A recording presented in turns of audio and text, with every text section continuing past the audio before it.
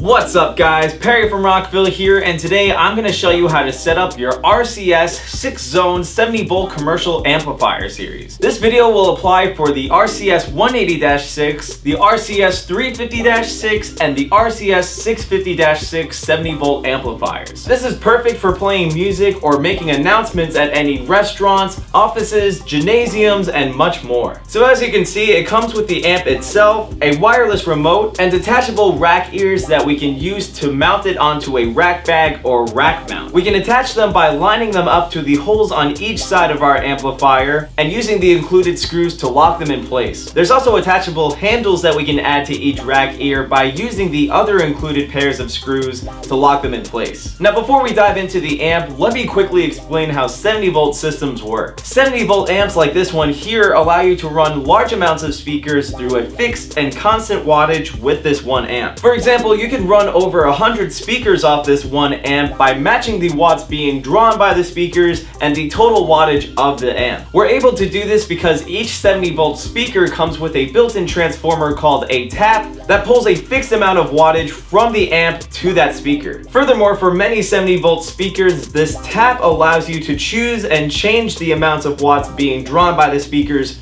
from your amp. For example, if I'm using an amp that has 100 watts, I can tap each speaker at 5 watts, giving me the ability to use 20 speakers. If you want to learn even more about 70-volt technology, check out our video, What is 70-volt? So the first thing we can do to set up our amplifier is connect the speakers. So let me grab some right now to show you how that works. Okay, so here I have my WET 7020B 70-volt speakers that I'm going to be using with my amp. Now we can connect all these speakers together to our amplifier through parallel wiring, which just means we're connecting each speaker through the positive and negative terminals with speaker wire till we get to the amp. As you can see, I have all of my speaker wire here, so we'll start with the first speaker all the way at the end. We'll take one end of the speaker wire and plug the positive end to the positive terminal here on our speaker. Then we'll take the negative end and plug it into the negative terminal here on our speaker.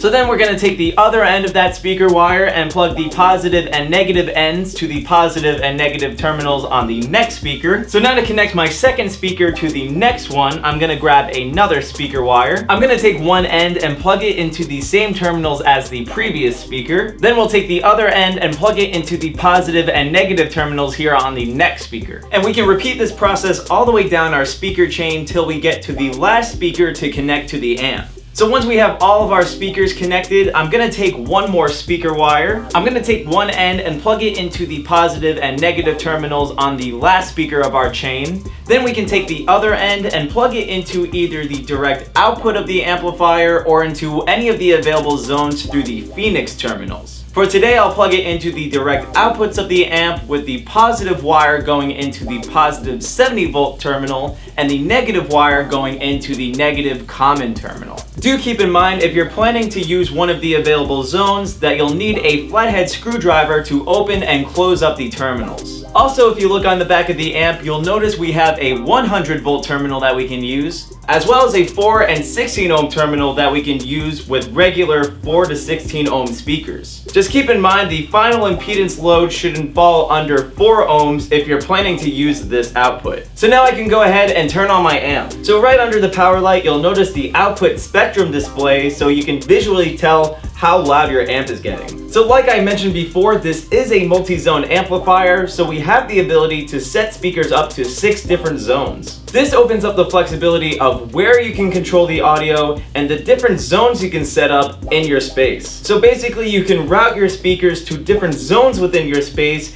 and get independent volume control of those zones with the zone knobs. This might sound a little confusing, but again, this is very easy to do with 70-volt systems through parallel wiring. Just be aware that most zones on a multi-zone amp are capped at a certain wattage, though you can still use the total wattage provided by your amp to set up multiple speakers through each zone. So for example, the RCS180-6 and the RCS350-6 cap off at 100 watts per zone, which means the total amount of watts being drawn by your speakers should not exceed 100 watts per zone. zone. The RCS650-6 caps off at 200 watts per zone. On top of that, you want to make sure not to exceed the overall wattage between all 6 zones. So for the RCS180-6, you don't want to exceed 180 watts. For the RCS350-6, you don't want to exceed 350 watts. And for the RCS650-6, you don't want to exceed 650 watts. So if we take a look at the amp itself, you'll notice we have 3 mic volumes for 3 mic channels. We can plug mic 1 into the 1/4-inch mic input on the front of the amp, and we can plug the other microphones into the 1/4-inch mic inputs on the back of the amp. To show you guys how to do that, I have my microphone right here and my female XLR to 1/4-inch cable. I'll take the female end and plug it into my microphone. Then I can take the other end and plug it into one of the mic inputs on my amp. Today I'll use mic 1. So now I can raise the mic 1 volume knob. Then to hear the mic through the speakers, I'll raise the master volume knob here on my amp. So now if I turn on my microphone, you should be able to hear my voice coming out of the speakers. Now mic 1 actually acts as your priority microphone, which will override any other signals when you talk into it. So we would want to use this mic channel when making announcements and playing music at the same time. We can use the mute level knob to adjust how much the level of those signals drop when being overridden by the priority mic. So I have some music playing through the speakers right now, and I'm going to use my priority mic to make an announcement. Check 1 2, check 1 2. So you'll hear the music drop as I'm talking into the microphone while the music is playing. Right under the mic volumes, you'll notice we have an echo knob to give our voice an echo effect.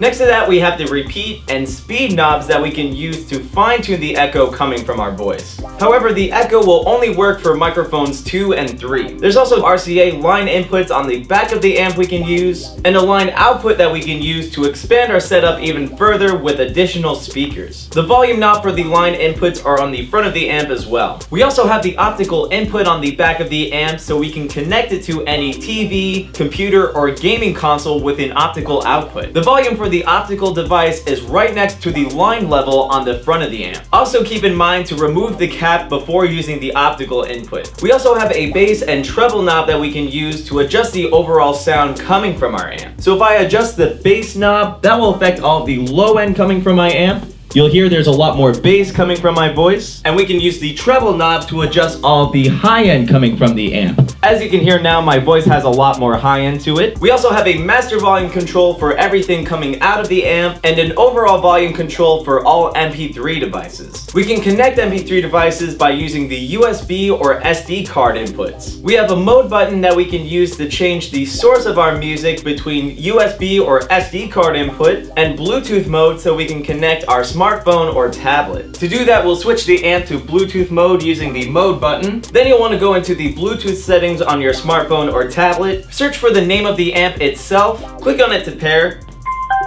and you'll know you're connected when you hear that sound. And remember, you'll want to raise the master volume and the MP3 volume knob to hear everything from your Bluetooth device. So let's hear how it sounds. Nice. Nice amount of low end and high end coming from the speakers. You have all these speakers so you can hear it across your gymnasiums, restaurants, etc. Real nice. We can control the music playback using the buttons underneath the display, and on top of that we can use the included wireless remote to control all the functions of the amp. And last but not least, we have this chime button that we can use before we make announcements. So hopefully this showed you guys how easy it is to set up your RCS 6-zone 70-volt commercial amplifier. But of course, if you have any questions, comments, or concerns, feel free to reach out to our customer support team through phone or email. As always, I'm Perry from Rockville, and we'll see you next time.